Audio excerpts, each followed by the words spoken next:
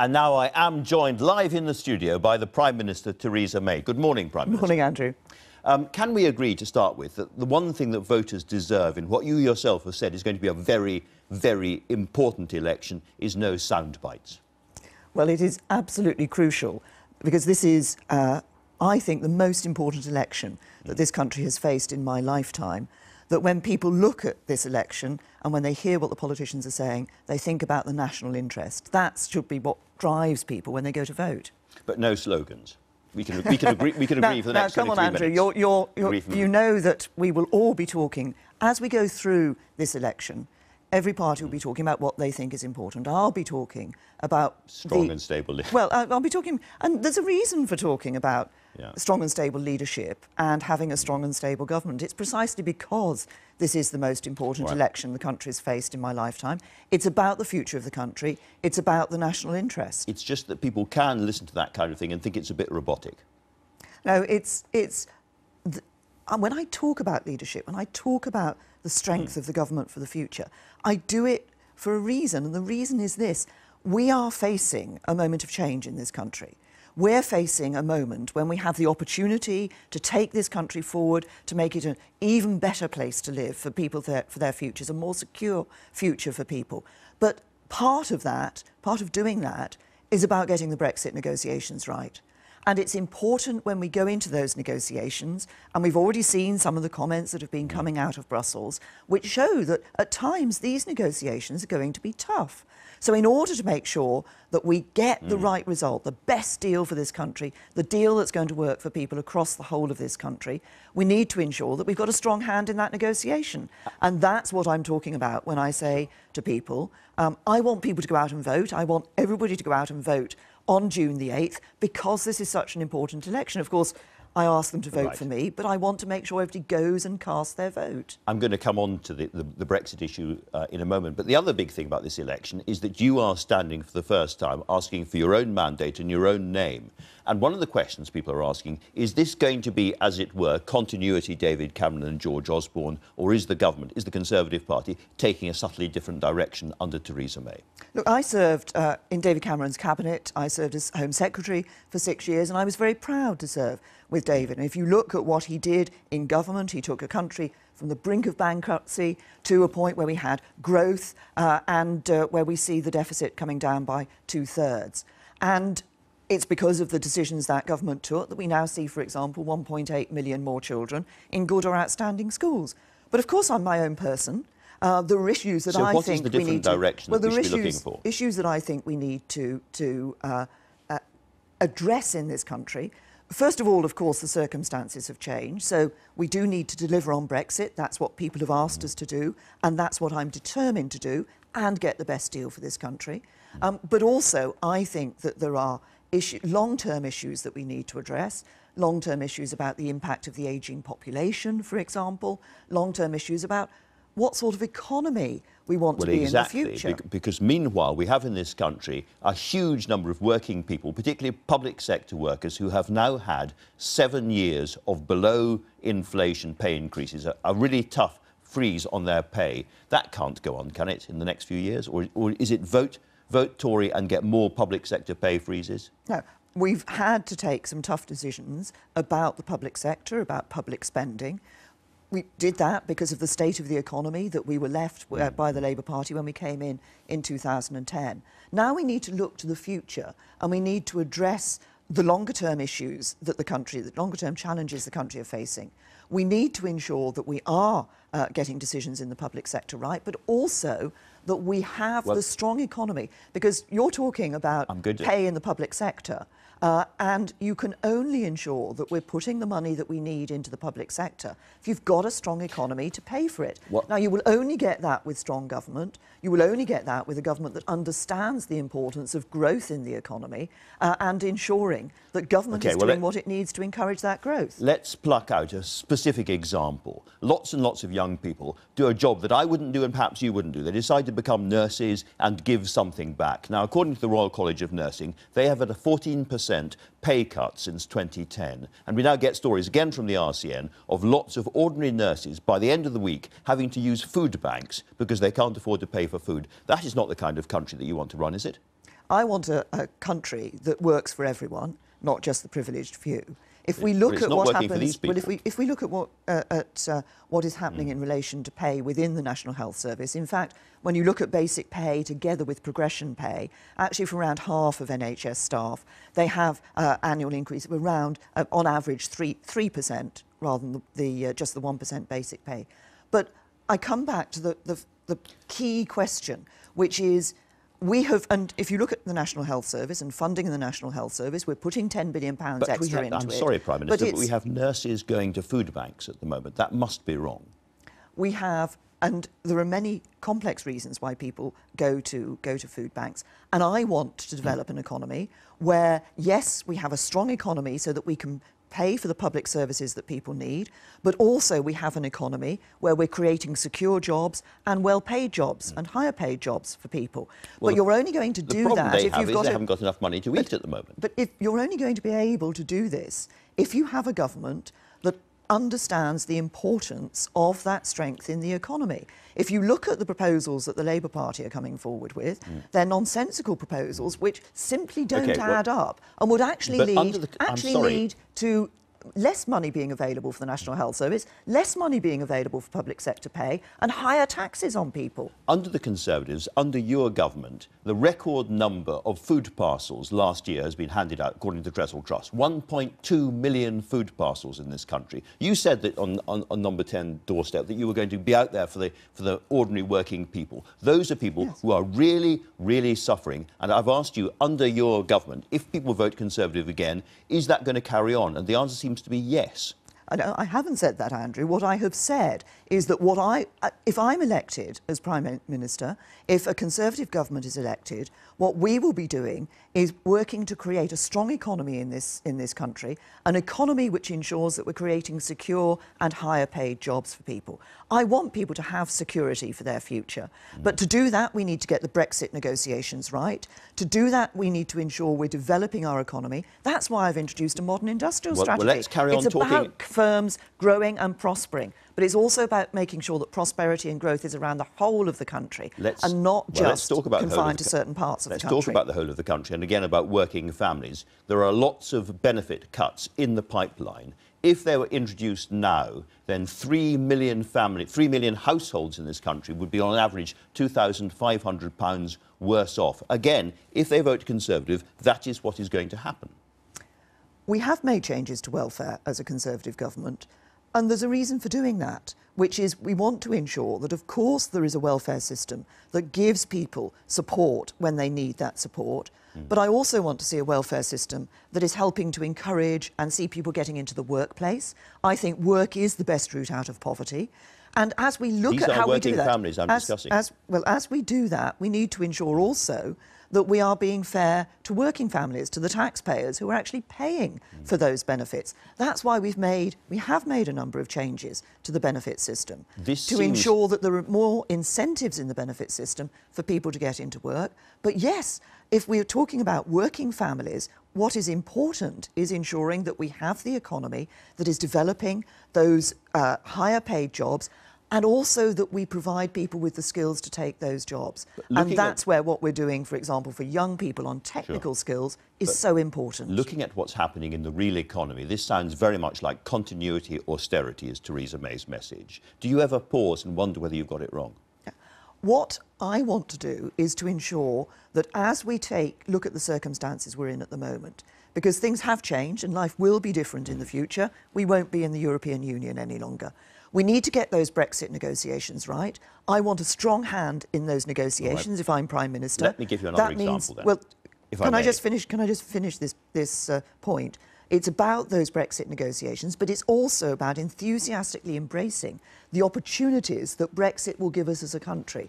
That's an opportunity to develop our economy, to develop those higher paid jobs, and to develop the skills that people need to take those jobs. Would that include an opportunity to properly fund schools? Because in England, primary schools are facing a £3 billion cut by 2020. And lots of parents watching this programme are well aware that parents are having to come in and fill in for classes where there aren't enough teachers to be provided for. There are raffle sales for books. education in England in particular is badly underfunded. And I ask you again, is there any prospect of change if people vote for Theresa May as Prime Minister? Let's look at actually what is happening in education. We said that we will protect the core schools budget, and we have done that.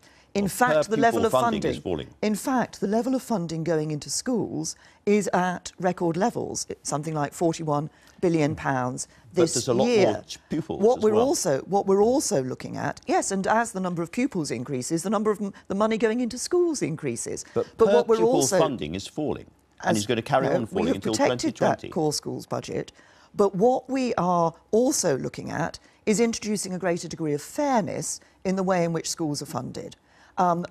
Everybody across the political spectrum has accepted that the current way that we allocate funding to schools is unfair. We want to bring in a much fairer system of funding for schools. We've made some proposals, we've consulted on them, and obviously we'll be responding with our final proposals in due course. You don't accept nigh figures, Prime Minister. Here's the National Audit Office. Mainstream schools have to make £3 billion in efficiency savings, that's cuts, by 2019-20 against a background of growing pupil numbers and a real-term reduction in funding per pupil. And I say to you again, surely you have to rethink what's going on in schools. What we need to look at in schools is to make sure that we have a fair funding system that is ensuring that the way that money is allocated to schools is fair and is fair across the country. One of the reasons that the Conservatives have had to oversee so many cuts in so many areas is that under the last government you made an absolutely clear and to many people ridiculous promise to never raise income tax, VAT or national insurance, the so-called triple tax lock. Are you going to repeat that? We have absolutely no plans to increase the level of tax, but I'm also very clear that I don't want to make specific proposals on taxes unless I'm absolutely sure that I can deliver on those. But would be my intention as a Conservative government and as a Conservative Prime Minister to reduce the taxes on working families. And if you've got strong and stable leadership, that's absolutely what you can do. You would accept that that tax lock was going too far. Your Chancellor thinks it tied his hands a little bit too tightly.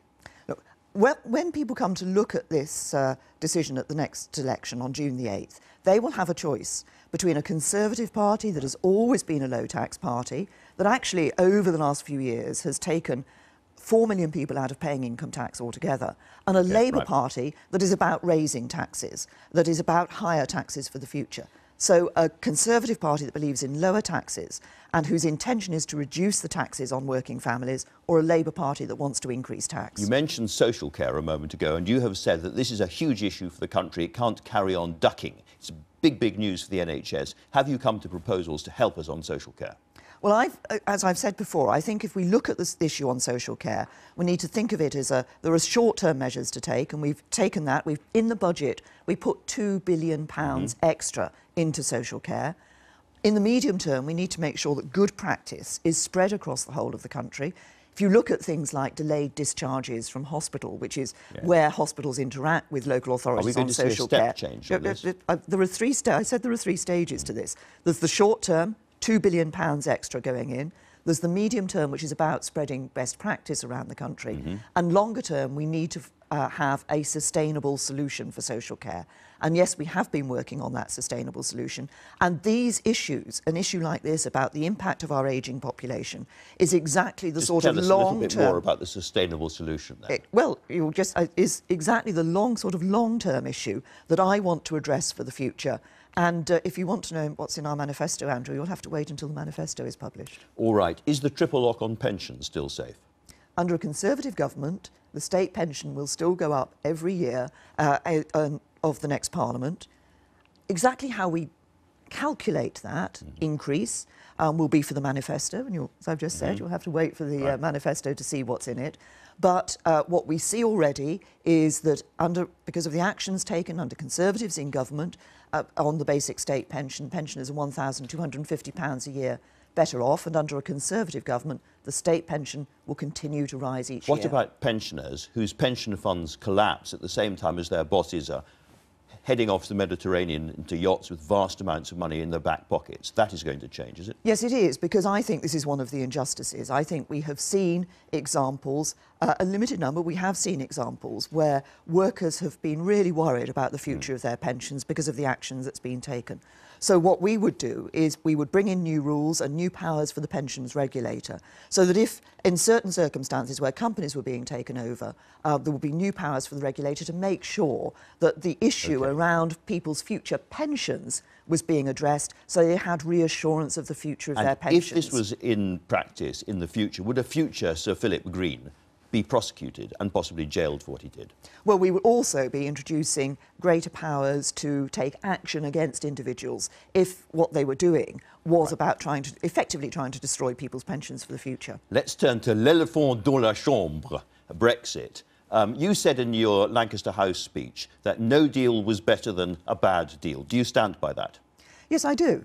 I think it's important, but I also think it's important that we go in there with the strength of hand in negotiations to get the good deal for the British people. That's what I want to do. And that's why I say that every vote for me and my team on June the 8th will strengthen my hand in those negotiations. Because you've now had a private conversation with Mr Juncker and the rest of the team, and it doesn't seem to have gone terribly well, because Jean-Claude Juncker said apparently to Angela Merkel after meeting you, "It went very badly. She is in a different galaxy. Based on that meeting, no deal is much more likely than finding agreement." Was it that bad a meeting? No, look, I'm not in a different galaxy, but I think what this shows, and what some of the other comments we've seen coming from European leaders shows, is that there are going to be times when these negotiations are going to be tough. And that's why you need strong and stable leadership in order to conduct those negotiations and get the best deal for Britain. I'm confident we can get a deal. You see, the Trade Commissioner, Cecilia Malmström, has been very clear that she thinks we will get a trade deal. But we've also seen the 27 standing absolutely shoulder to shoulder on the question of wanting a deal on money before they will even talk to us about trade and other issues. And they made that very, very clear this weekend. And then the Luxembourg Prime Minister is talking about between 40 and 60 billion pounds worth of deal to be sorted out. Can I put it to you that if you win this election, if you get a big majority, the first thing that you will do is go over there and sign the cheque? No, what they're very clear about is, yes, they do want to start some discussions about money. I'm very clear that at the end of the negotiations, we need to be clear not just about the Brexit arrangement, the exit, how we withdraw, but also what our future relationship is going to be. These negotiations are going to be tough. Are you prepared to agree on the money before you agree on everything else? I want to ensure that we agree on a trade deal and our withdrawal arrangements so that we know what both of those are when we leave the European Union. But they are saying you must agree the money first. No, they have, if you look at what is being said in the guidelines, they say that they want to start the discussions on a number of issues. There are things that we absolutely agree on should be early in those discussions. The position of EU citizens living here in the UK and the position of UK citizens living in those 27 European countries. Absolutely, we agree, should be early in the discussions. They also agree, if you look at the guidelines, that we should be discussing the development of a special partnership for the future. Sure. So there is much on which we agree on. But it's absolutely critical to this issue and to the election campaign. You are saying that you will not agree to pay a large bill to the EU until the entire negotiations are finished, yes or no? And the EU itself has also said that nothing is agreed until everything is agreed. All right, well, let's move on to some of the other issues. You mentioned EU citizens. Now, if I was somebody watching this programme, and perhaps I was married to a French or German citizen, I'd be very, very worried about their status and my children's status in the future. Jeremy Corbyn has said that if I become Prime Minister on day one, I guarantee their status. Why can't you do the same? I believe that as the United Kingdom Prime Minister, it's important that I have a care for UK citizens who are currently living in the 27 countries, remaining countries of the European Union. That's why I say I think this is about reciprocity. I think it is about us. I want to be able to guarantee EU citizens living here their rights and their status, but I think it's important that we ensure that UK citizens living in Europe have their rights and status guaranteed as well. There is goodwill there. If you look at my... Sorry, Andrew, I think this is an important point. If you look at my Article 50 letter, which triggered the letter that triggered Article 50, I was very clear that I believe the rights of EU citizens here and UK citizens in Europe should be an early discussion, should be an early point of agreement for us. And if you look at the guidelines, that's exactly what the EU has, the 27 have agreed as well. There's goodwill there. I believe we can give that reassurance to people at an early stage. Do you think the richest people in this country, people perhaps in houses worth more than £5 million, are paying their fair share of taxes? Should they be asked to pay more, given that we've got a tough time still ahead of us? If you look at what has happened in terms of tax, the top 1% of people paying tax are actually paying a higher burden, a higher share of tax than under a Conservative government than they did in any year under a Labour government. But going ahead? I think that it is right that we ensure that the tax system is balanced. As I've been clear, it would be my intention to reduce taxes on working families. I think you can see. The richest, I think you can see from the fact. Well, let's look and see what we've done as in relation to tax. Let's not go back into history. We haven't got time for history. Well, I'm afraid. I think our record is important in this tax issue. And we've taken 4 million people Okay. out of paying income tax, and 30 million people have seen a tax cut, which to a basic rate payer is worth about £1,000 a year. I've just been having a conversation with Tim Farron about his attitude to gay sex. You are also a Christian. Do you think that gay sex is a sin? No.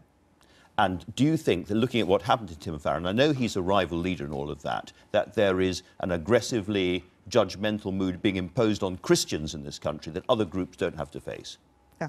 I think that obviously if anybody who is a leader of a political party, who is putting themselves up for election, who is asking the public to trust them, is bound to get a whole range of questions from a whole range of different groups. Some people think the reason that you called this election is that 30 Conservative candidates and or agents are under investigation by the Crown Prosecution Service, could be facing charges quite soon.